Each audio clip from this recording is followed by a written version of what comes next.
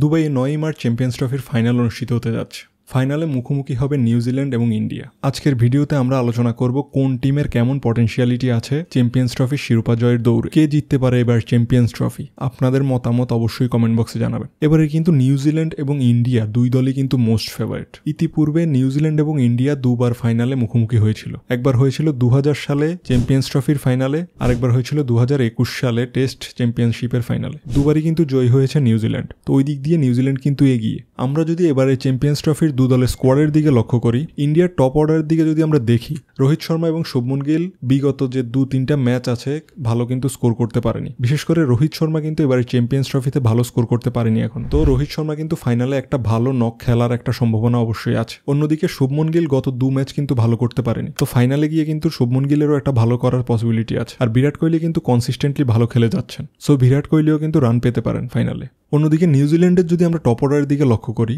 New Zealand কিন্তু একজন ওপেনারকে কিন্তু এখনো বসিয়ে রেখেছেন, তিনি হচ্ছেন ডেভিড কনবে। তারা উইলিয়ং এবং রচিন রবীন্দ্রকে দিয়ে ওপেন করাচ্ছেন। উইলিয়ং কিন্তু বিগত 2-3টা ম্যাচে কিন্তু তেমন ভালো স্কোর করতে পারেনি, তো নিউজিল্যান্ড কিন্তু চাইলেই ডেভিড কনবেকে কিন্তু ক্যারি করতে পারে এই ম্যাচে। আর রচিন রবীন্দ্রের কথা কি বলবো, তিনি কিন্তু প্রত্যেক ম্যাচই ভালো খেলে যাচ্ছেন। তিনি অলরেডি কিন্তু 2টা সেঞ্চুরি করে ফেলেছেন, সো ফাইনালেও কিন্তু তার একটা ভালো খেলার প্রবাবিলিটি আছে। এরপর যদি ইন্ডিয়ান টিমের মিডল অর্ডারের দিকে লক্ষ্য করি আমরা, শ্রেয়াস আয়ার কিন্তু প্রত্যেকটা ম্যাচই কনসিস্টেন্টলি ভালো খেলছেন। এই চ্যাম্পিয়ন্স ট্রফির প্রত্যেকটা ম্যাচেই কিন্তু শ্রেয়াস আয়ার রান পেয়েছেন, অতএব ফাইনালেও কিন্তু শ্রেয়াস আয়ার ভালো করতে পারেন। আর অক্ষর প্যাটেল কিন্তু প্রত্যেককেই সাপোর্ট দিয়ে যাচ্ছেন। আমরা যদি লক্ষ্য করি টপ অর্ডার কিংবা মিডল অর্ডার প্রত্যেক ব্যাটসম্যানের সাথেই কিন্তু অক্ষর প্যাটেল ভালো একটা কম্বিনেশন করে সাপোর্ট দিয়ে যাচ্ছেন। আর কে এল রাহুলও কিন্তু রান পাচ্ছেন, তো ফাইনালে কিন্তু কে এল রাহুলও ভালো খেলতে পারেন। অন্যদিকে আমরা যদি নিউজিল্যান্ডের দিকে লক্ষ্য করি, অন্যদিকে নিউজিল্যান্ডের মিডল অর্ডারে কেন উইলিয়ামসন কিন্তু ভালো খেলছেন, কত ম্যাচে কিন্তু সেঞ্চুরি করেছেন তিনি, সো ফাইনালেও কিন্তু তার একটা ভালো খেলার সম্ভাবনা রয়েছে। অন্যদিকে মিচেল এবং টম লাথামও কিন্তু ভালো করছেন,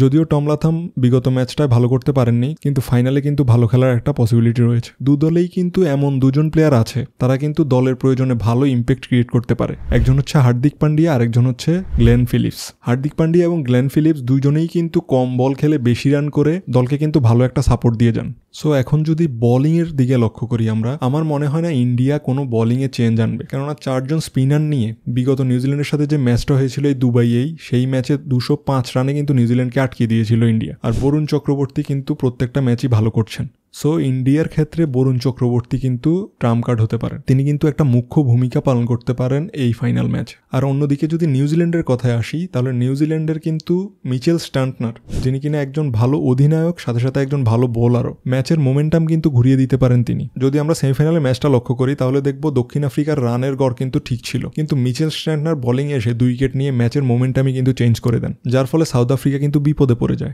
এত বিশাল রান কিন্তু পরে আর চেজ করা সম্ভব হয়নি। মিচেল স্টান্টনার যদি এরকম একটা ইম্প্যাক্টফুল ইনিংস খেলতে পারেন ফাইনালে, তাহলে কিন্তু নিউজিল্যান্ড অনেকটা এগিয়ে যেতে পারে। আর অন্যদিকে ম্যাট হেনরি ইনজুরির কারণে নাকি ফাইনালে অনিশ্চিত। যদি ম্যাট হেনরি যদি ফাইনালে না খেলতে পারেন তাহলে কিন্তু নিউজিল্যান্ড অনেকটাই পিছিয়ে পড়বে, কেননা বিগত যে ম্যাচটা ছিল ইন্ডিয়ার সাথে সেই ম্যাচে কিন্তু ম্যাট হেনরি 5 উইকেট নিয়েছিলেন। আর টসের ক্ষেত্রে যদি আমরা বলি, যে টসে জিতবে আমার মনে হয় সেই ব্যাটিং করবে।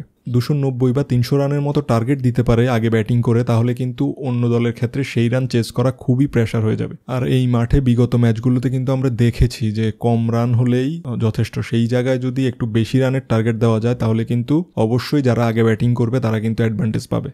আর ইন্ডিয়া বিগত সবগুলো ম্যাচ এই মাঠে খেলার সুবাদে তারাও কিন্তু একটা বিশেষ অ্যাডভান্টেজ অবশ্যই পাবে, কারণ তারা সেম কন্ডিশনেই বিগত ম্যাচগুলো কন্টিনিউ করেছে এবং কি জিতেছে, তাদের একটা আলাদা কনফিডেন্স কাজ করবে। সো সবকিছু বিবেচনা করে দু দলই কিন্তু মোস্ট ফেভারিট, দু দলেরই ব্যাটসম্যান এবং কি বোলার সবকিছুই হাড্ডাহাড্ডি লড়াই করার মতো। যেহেতু ইন্ডিয়া এবং নিউজিল্যান্ড দু দলই মোস্ট ফেভারিট, সেহেতু একটা হাড্ডাহাড্ডি লড়াইয়ের ফাইনাল আমরা উপভোগ করতে যাচ্ছি। সো চ্যাম্পিয়ন্স ট্রফি 2025-এর চ্যাম্পিয়ন হবে কোন দল? আপনাদের মতামত অবশ্যই কমেন্ট বক্সে জানাবেন। আজ এই পর্যন্তই, ভিডিওটি দেখার জন্য ধন্যবাদ।